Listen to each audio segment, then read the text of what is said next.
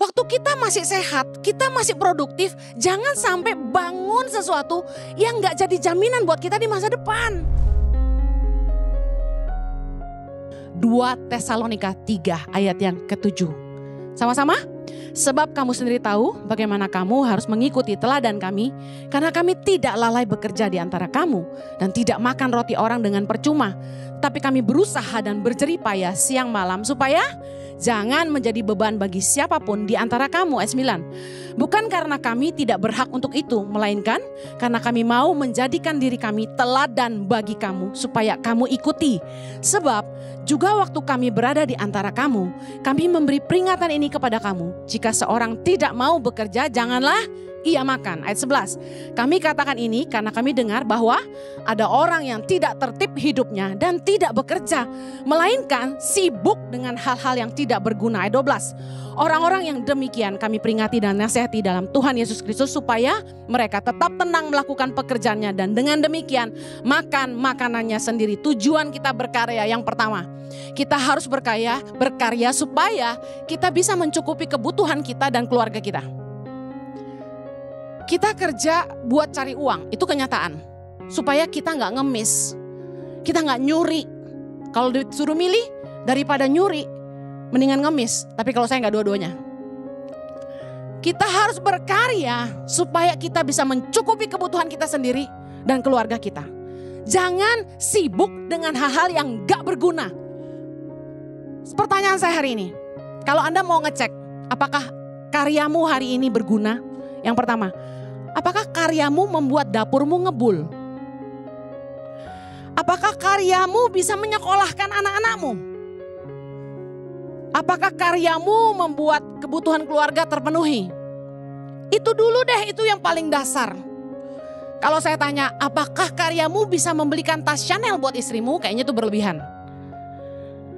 Masalahnya gini, ada orang-orang yang kelihatannya sibuk, tapi hasilnya nol.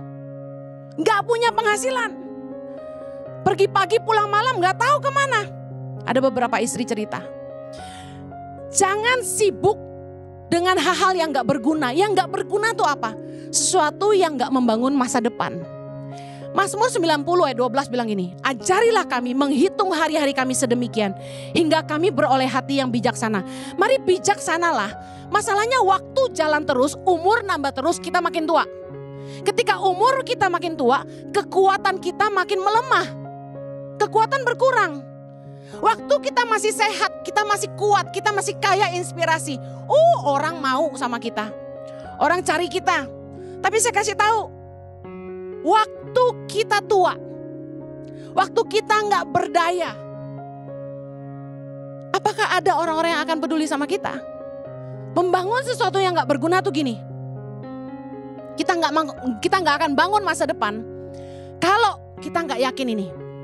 Ada yang pelihara kita di masa tua dan ada yang pelihara kita di masa susah. Hari ini kalau Anda bekerja, apakah kalau suatu hari pandemi datang lagi, perusahaanmu mau nolong kamu? Kalau Anda melayani, apakah tempat di mana Anda pelayanan mau nolong Anda waktu masa susah itu datang? Sementara Anda berikan hidup Anda ketika Anda sehat, Anda produktif, Anda kerja di situ memperkaya bosmu. Tapi ketika masa susah datang, orang itu peduli Anda nggak? Teman-teman Anda peduli Anda nggak? Ketika Anda tua, ada jaminan hari tua nggak di situ? Masalahnya waktu kita muda, kita udah harus siap menghadapi masa tua.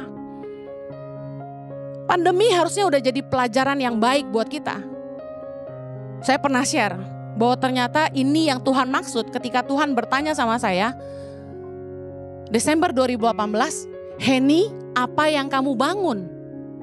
Saya nggak ngerti waktu itu. Saya bilang, Tuhan, saya kan khotbah keliling. Saya memberitakan kabar baik. Kok Tuhan tanya saya bangun apa? Ternyata Tuhan lagi kasih tahu saya bahwa kalau saya nggak merintis pelayanan saya sendiri, saya nyiramin tanaman orang lain terus, Satu hari ketika masa sulit gak akan ada yang ngurus saya. Betul saja, ternyata ketika pandemi datang, orang-orang yang saya tolong bertahun-tahun, tidak ada satupun yang menolong saya. Tapi Tuhan menyelamatkan kami. Tuhan kirim orang-orang yang kami tidak pernah kenal sebelumnya.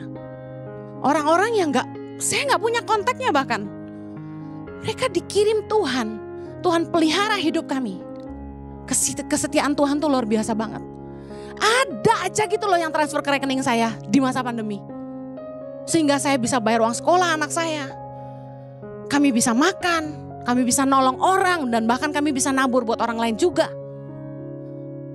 Tapi satu pelajaran yang saya petik, waktu kita masih sehat, kita masih produktif, jangan sampai bangun sesuatu yang gak jadi jaminan buat kita di masa depan. Di masa susah dan di masa tua. Saya bilang sama tim saya di ICI dan di Tangan Pengharapan, kamu kerja di sini, selama kamu setia dan lakukan bagianmu dengan baik, saya tidak akan pernah buang kamu meskipun kamu sakit, meskipun kamu tua. Ada orang kan yang begini, oh dia udah sakit gak berguna, buang aja. Saya gak akan begitu. Selama mereka setia melayani, mereka memberikan yang terbaik, gak mungkin ketika mereka sakit saya buang, gak mungkin. Ibadah Gereja Impact Community Indonesia ada di setiap minggu jam 8 pagi, jam 10, jam 12 siang, jam 3 sore, dan jam 5 sore. Setiap ibadah disertai ibadah anak atau Impact Kids dan ibadah remaja. Anda bisa mengajak teman, keluarga, dan relasi untuk ikut beribadah bersama. Dan bagi anak-anak muda, ada Impact Youth jam 5 sore waktu Indonesia Barat di Gereja Impact Community Indonesia.